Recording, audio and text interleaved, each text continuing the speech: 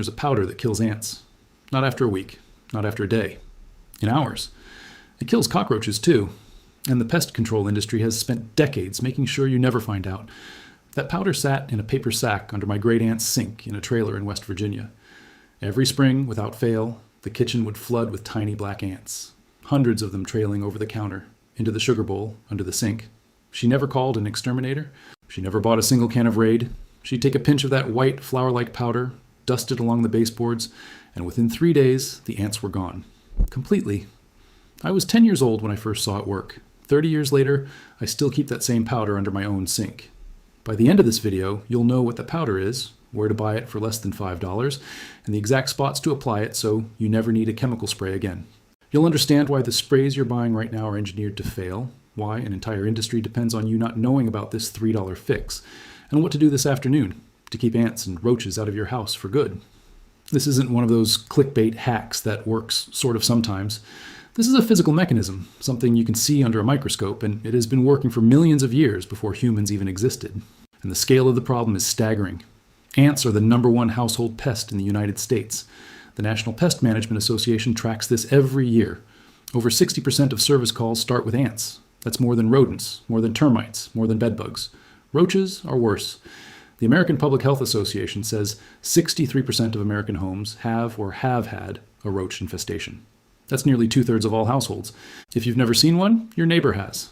A single female German cockroach can produce over 300 offspring in her lifetime. In 6 months, a pair can turn into 30,000. And the standard answer is a can of spray that costs $8, smells like a chemical nightmare and stops working after 2 weeks, or a quarterly visit from a guy with a mask and a tank that charges you $95 every time. That system is broken, and it's broken by design. Every time you spray a synthetic pyrethroid insecticide, you're not wiping out the colony. You're culling the weakest individuals. The ones with the best detoxification enzymes survive. They breed. Their offspring inherit that resistance. With a German cockroach, evolution can produce full resistance to a new insecticide class in under a year. The University of Kentucky's entomology department has documented populations that are essentially immune to multiple pyrethroids. The University of Florida's researchers have found strains that require 10 times the label rate just to feel a little drowsy. The companies behind those sprays know this. They count on it. If the product solved your problem permanently, you'd stop buying. So they engineer a slow leak, not a permanent fix. The $12 spray can is a subscription you didn't sign up for. And that quiet silence in the boardroom, the decision not to mention a cheap, effective alternative, is the entire game. The average American household spends between $200 and $500 a year on pest control products and services. Over a decade, that adds up to a used car. Longer than that, and you're paying for a child's first year of college. Meanwhile, the permanent one-shot solution sits on a hardware store shelf for $3, completely ignored. The business model is a subscription trap built on the anxious homeowner who just wants her kitchen back. Quarterly visits, summer ant boom, autumn roach invasion, winter rodent check, spring termite swarm. They always come back because the treatment only ever targets the visible tip of the infestation. The technician leaves a branded bottle under your sink, and you feel like you've done something, but the colony is still out there, rebuilding resistance, and your credit card is on file. Now, what is that powder that my great aunt used? It's diatomaceous earth. It's not a secret Appalachian moonshine recipe handed down by medicine women, though it might as well be. It's the fossilized silica skeletons of ancient aquatic organisms called diatoms. These single-celled algae lived in lakes and oceans 70 million years ago. When they died, their microscopic glassy shells settled on the seabed, and over eons, tectonic shifts lifted those deposits high into the Nevada and Oregon deserts. Under a microscope, each grain of diatomaceous earth is a tiny, razor-sharp shard of glass. Its edges are so fine and numerous that a single pinch contains millions of microscopic blades. When an ant or a roach walks over a dusting of this powder, those sharp edges micro-slice the waxy coating on its exoskeleton. A coating called the cuticular lipid layer. Without that waterproof barrier, the insect loses moisture through its joints and spiracles and dies of dehydration. It's not poisoned. It's not nerve-gassed. It simply dries out. Just physics. No chemical reaction, no enzyme to evolve against. Insects cannot develop resistance to being cut and dried out. It would be like humans evolving to not bleed. You can't out-evolve a knife. The version you want is labeled food grade. That's all you need to remember. The FDA clears it for grain storage and for mixing into animal feed as an anti-caking agent. You could literally eat a spoonful and be fine, though I wouldn't recommend it because it dries out your mouth like a box of saltines. Pool grade, on the other hand, is heat-treated and contains crystalline silica. a known carcinogen that causes silicosis. Never, ever use pool grade for pest control. The bag looks similar, the price is similar, but the risk is profoundly different. Food grade is what you need, and a 5-pound bag costs around $3 to $5. You'll find it at hardware stores, garden centers, feed stores, or online. A 5-pound bag will treat an entire average-sized house for a year. Appalachian families used this powder long before it was commercialized and packaged in a branded bag. In the isolated hollers of West Virginia, Kentucky, and Tennessee, they dust shelves, grain bins, cabin corners, and chicken coop floors with a fine white dust they simply called fossil flour. The knowledge passed from grandmother to granddaughter without university studies or government approvals. They knew that a fine dust, if it was dry, stopped crawling pests.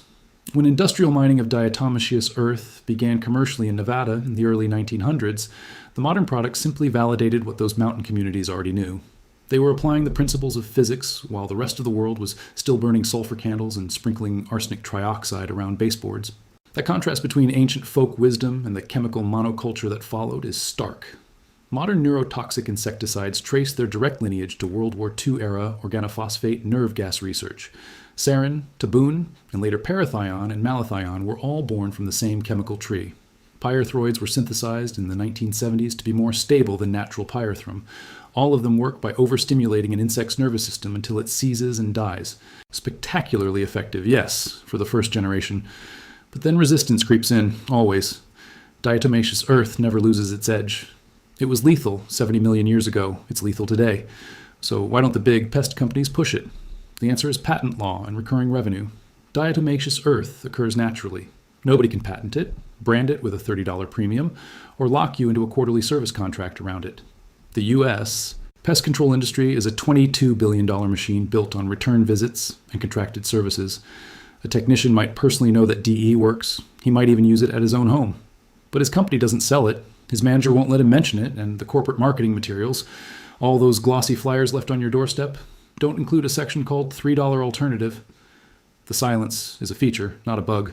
I've read industry journals from the 1980s that explicitly discuss the threat of alternative, low-cost physical insecticides to their recurring revenue model. The response was not to incorporate them.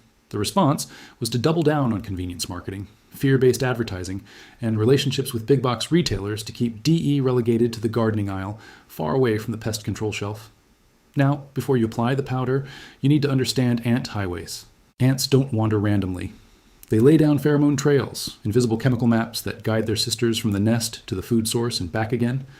The pheromone is a hydrocarbon cocktail that evaporates slowly and is incredibly potent. A single ant can lay a trail that thousands follow. When you dust diatomaceous earth along those trails, you achieve two things. 1, the dust physically kills the ants that walk across it. 2, the dust's tiny particles cling to the ants' antennae and bodies, disrupting their ability to detect and follow the pheromone signal. The colony loses its navigation. Even ants that never touch the powder become lost, can't find food, and the nest weakens through starvation. It's a dual-pronged attack, physical destruction and communication sabotage. So placement is everything. You need to think like a tiny, hungry ant with a broken GPS. Point 1, under the kitchen sink. This is the Hilton for ants. Dark, damp, full of crumbs and forgotten sponges. Pull everything out. Dry the cabinet bottom with a towel because the powder only works when it's dry. Use a puffer duster to lay a thin, continuous line of powder along the back seam where the cabinet floor meets the wall and around the collars of the drain pipes. Do not pile it up. A whisper-thin dusting is enough. Ants walk low, dragging their abdomens along surfaces. A thin film is all it takes to slit them open. Point 2, baseboards. Run a continuous line where the floor meets the wall. I use a small, dry paintbrush dipped in the powder to keep it controlled and avoid big messes. In rooms where you've seen any ant activity at all, do the entire perimeter. The powder is invisible to them. There's no scent to warn them away. They'll walk right across it. Point 3, door frames. Exterior doors are superhighways. Dust the threshold crack and the lower corners where the frame meets the wall. For sliding glass doors, the aluminum track is a protected tunnel. Puff directly inside the track. The same technique applies to French doors. Dust the astragal, that vertical strip where the doors meet. Point 4, windowsills. Ants often slip through where the screen frame meets the sill or where old caulk has cracked and let in daylight. Dust the sill channel and the bottom of the window frame. In older homes, check the weight cavity doors on old double-hung windows. Puff a tiny amount inside through the screw holes. Those cavities are ant condos. Point 5, behind the refrigerator. The compressor vibration and warmth draw them. They love the condensation pan. Carefully pull the fridge away from the wall, sweep up the inevitable dust bunnies and pet hair, and then dust the floor and the wall behind. Do this every 3 months, because kitchen grease aerosols can clump the powder and reduce its cutting power. A clean reapplication is key. Point 6, under the stove. Same logic, same warmth, plus grease strips that ants love. Slide the stove out if you can, clean the floor, and apply a thin barrier at the back wall. Even if you can't move the stove far, use a long crevice tool on your duster to reach underneath.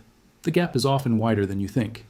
Point 7, near pet food bowls. Ants will march across the floor to reach Fido's kibble, and they're not picky about the brand.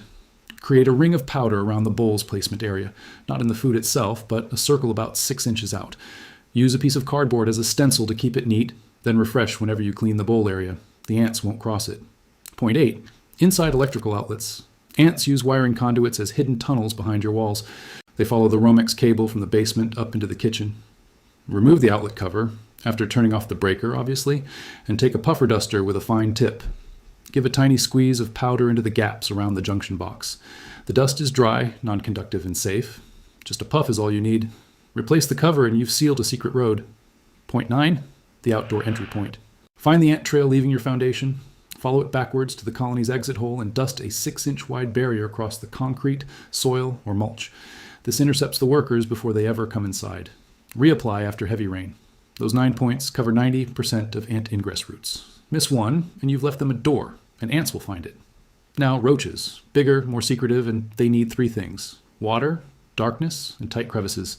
To beat them, you have to think like one. A roach's body is flat, allowing it to squeeze into a crack thinner than a dime. Its antennae are longer than its body, constantly tasting the air for moisture and food scents. It can survive a month without food, but only a week without water. So water sources are its primary target. That's why you always find them under sinks and behind fridges. Roach, point 1, behind the refrigerator. The condensation pan and the compressor, warmth, create a perfect humid cave. Dust the floor and the wall behind thoroughly. If there's a drip pan, dust around it and under it. Roaches will crawl in there to drink. A thin layer of DE in that pan will turn it into a death trap. Roach, point 2, under the bathroom sink. Roaches crawl up drain pipes and nest in the dark cabinet. The overflow drain of the sink is a hidden water source. Dust the pipe collars, the cabinet corners, and the back wall. Pay extra attention to the area where the drain trap connects. That's a favorite hiding spot for German roaches. Roach, point 3, inside kitchen cabinets, empty them completely. Look for tiny black specks. Those are roach droppings called frass. They look like ground pepper. Often you'll find egg cases or eau de quai glued to the back seams. Dust the back seams and all interior corners. Female roaches glue their eau de quai right into those 90-degree angles. The dust application will desiccate the eggs over time. Roach, point 4, around water pipes entering walls. That gap where the copper pipe goes through the drywall is a roach doorway. Often there's an escutcheon plate that doesn't sit flush. Puff powder directly into the crack behind it, then seal it with clear silicone caulk afterward for a permanent mechanical fix. You'll trap any roaches inside and prevent new ones from entering. Roach, point 5, behind the toilet. The cool porcelain exterior against warm, humid air creates constant condensation, and the water supply line offers a highway from the slab or crawl space. Dust behind the toilet and around the supply valve. Use a small mirror and a flashlight to see the area. Roaches love the darkness back there. Roach, point 6, in the garage, especially near trash cans and recycling bins. These are uncovered food sources. Dust a continuous barrier along the wall floor junction, and also puff powder into any cracks in the concrete. Garages often have expansion joints that go down to the soil. Roaches travel upwards through them. Dust each joint. Roach, point 7, the basement sill plate and corners. Basements are humid and undisturbed, so roaches thrive. Apply a thin line along the sill plate where the floor joists sit on the foundation wall. In damp basements, the powder loses effectiveness once it gets wet, so you'll need to reapply every few weeks. Consider running a dehumidifier to help the powder work longer. Now, for ants, pair the powder with a borax bait that kills the colony at the source. A bait is simply a tempting food mixed with a slow-acting poison. The workers carry it back to the nest, feed it to the queen, and the colony collapses from within. Here's the exact recipe. Mix 1 part borax, which is sodium tetraborate. You can buy at any grocery store in the laundry aisle, with 3 parts powdered sugar. The sugar lures the workers. The borax gets carried back and fed to the queen. Within 72 hours, the entire colony dies. The ratio is crucial. Too much borax kills the ants before they return to the nest, so they never share the toxin. Too little does nothing. 1 part borax to 3 parts. Sugar is the sweet spot proven by decades of agricultural extension research. Put the dry mix in a shallow jar lid, a tuna can, or on a small piece of cardboard near ant trails. Keep it out of reach of children and pets because borax is toxic if ingested in large amounts. For a liquid version that's even more attractive to thirsty ants, mix 1 cup of warm water, 2 tablespoons of sugar, and 1 tablespoon of borax until dissolved. Soak cotton balls in the solution, squeeze them slightly so they're saturated but not dripping, and set them in hidden spots under the sink, behind the microwave, along the ant trail. The workers drink the sweet liquid, carry a lethal drop home, and the queen consumes a fatal dose. After 3 days, the ant column simply stops marching. It's like someone turned off a faucet. For roaches, you want a scent-based repellent to back up the physical barrier. Whole or crushed bay leaves disrupt their nervous system thanks to volatile compounds like eucalyptol, linalool, and cineol. These compounds interfere with the roach's octopamine receptors, which are unique to invertebrates. To a roach, a bay leaf is like a foghorn of wrongness. Tuck whole bay leaves into the back of cabinets, under the sink, near trash bins, and in the pantry. Replace them every month when the aroma fades. They cost pennies. A bag of 50 leaves from the spice aisle is about $2, and it creates an invisible wall roaches will actively avoid. It's not a kill method, but a deterrent that pushes them toward the areas you've already treated with the powder. Beyond powder, baits, and leaves, sealing entry points is the real endgame. A $3 tube of silicone caulk can do more than a month of spraying. Run a bead around pipe penetrations, under sinks, baseboard gaps, window frames, and door thresholds. For larger holes around pipe chases, use expanding foam. Check your exterior, walk your foundation perimeter, and seal any cracks wider than a credit card with a masonry patch. Look at where the siding meets the ground. That's an ant superhighway. Even the best powder can't fix a wide open door. Dust is a barrier, not a miracle. You've got to close the roads. Now, the suppression of this knowledge is not passive, it's active.